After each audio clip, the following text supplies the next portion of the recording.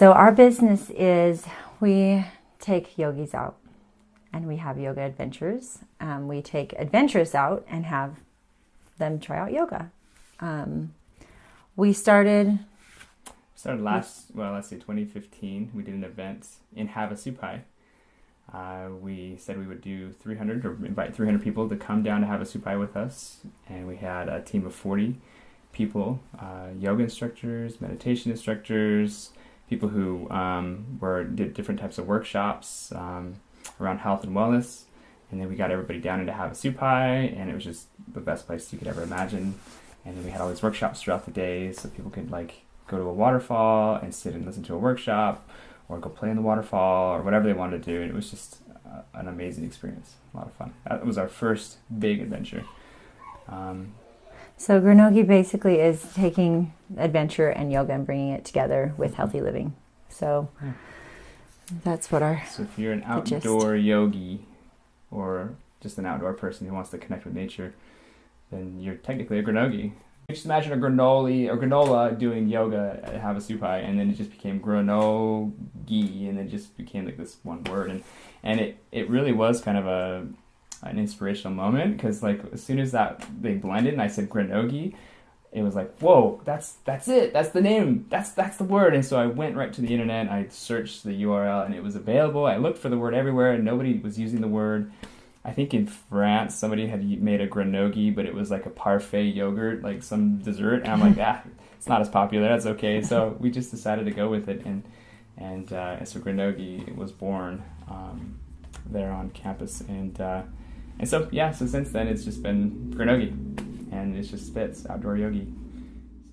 So. Lots of people hike, lots of people camp, but having just kind of nurturing the idea that there's more that they could get out of their experience outside or with yoga. So, and I think for me, one of the biggest accomplishments was on the business side was forming a business, an LLC, and then getting all the licenses, and then what's really cool is when you get the certificate in the mail that says you're a registered trademark, and you're the only person who owns that name and that logo, and can use it. And so I'm like, that was pretty cool, because it's like, wow, this is ours. We own it, and we're building a brand and really creating a message and a meaning behind it that is impactful for others.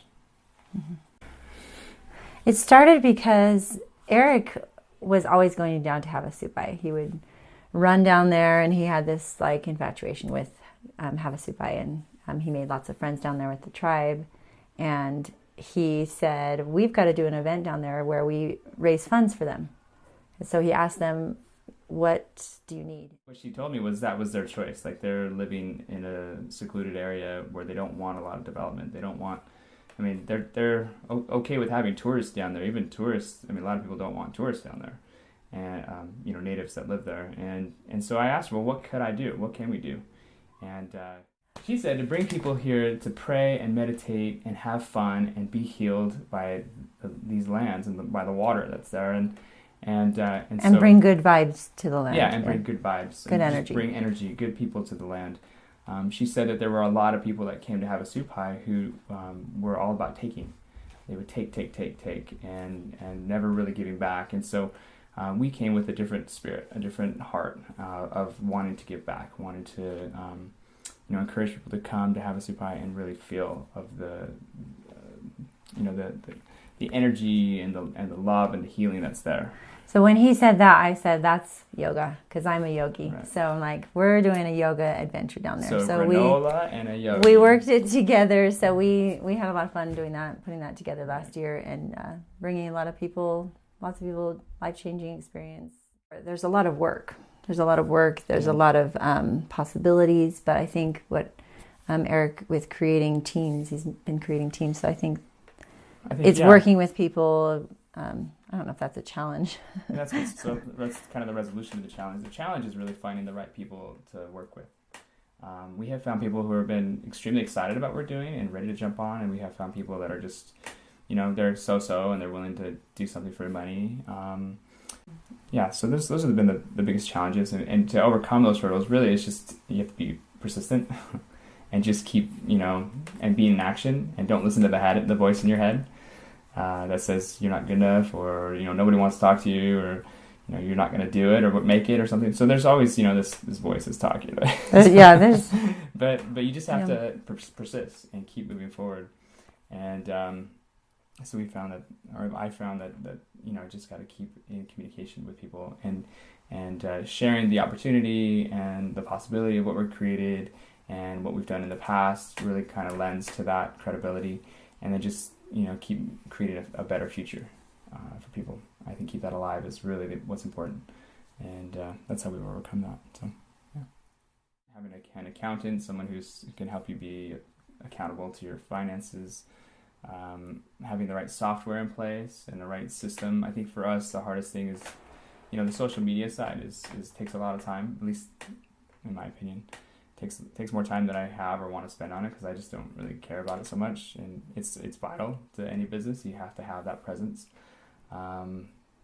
So having the right people in place to do that is important. Yeah, I definitely think you're right. Maybe having like the right people in place for certain things, like an accountant, would be really helpful. To like really make sure that we're dialing into every penny, making.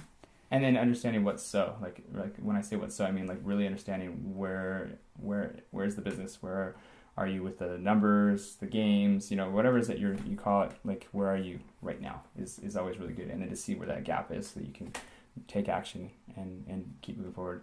So we've really had to dial that in more and just really be present to what we have going on. So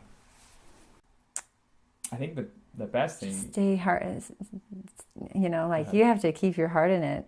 And remind yourself, like, we're all wired for struggle and failure. So like even when those moments come, like try to stick with it, stay with it, and, like don't give up.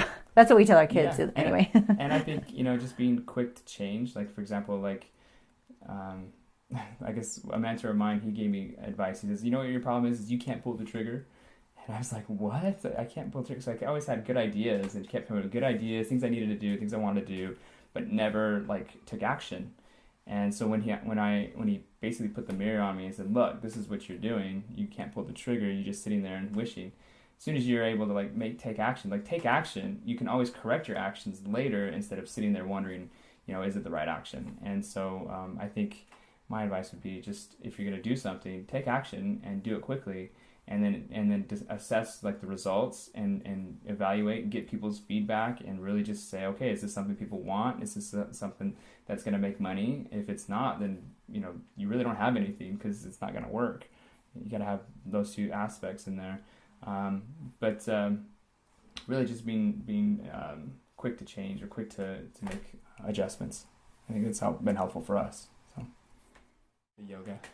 Well, the yoga, like if someone asked me the question, what would you love to do if you could do anything in the world to make money at it? It would be just yoga. I love yoga. I love the outdoors. Traveling. And I love family. So what's been cool, I mean, this guy's always wanted me to be a business lady. A business partner. And I've never been interested, but this was something that I could really wrap my hands around with the yoga and like see and envision myself in it with him. And so it's been something that has been cool for us in our relationship, but also seeing him in it. I've loved seeing him in it, like, cause he's on fire with it. It's been really cool to see. So yeah, my mantra is fun, family, and freedom. So I love to, that's what drives me, is to really create fun, be with my family, and have freedom to go to amazing places and do things that are fun. So, yeah. I think the moment that we can let go of like the results and remember why we're doing it. Yeah, I think giving something up. Like if you give up, like when I give up, that I know how this is going to go. Like the control. Like give up control, or give up, making someone wrong, or what else? Just it just feels like that's what, when we've come across hard things, the best thing to do is kind of like just give something up, let go of like the control, and remember why we're doing this, and then go laugh with the kids or something. And that just seems to always kind of pull us through those harder moments that we've had in the business.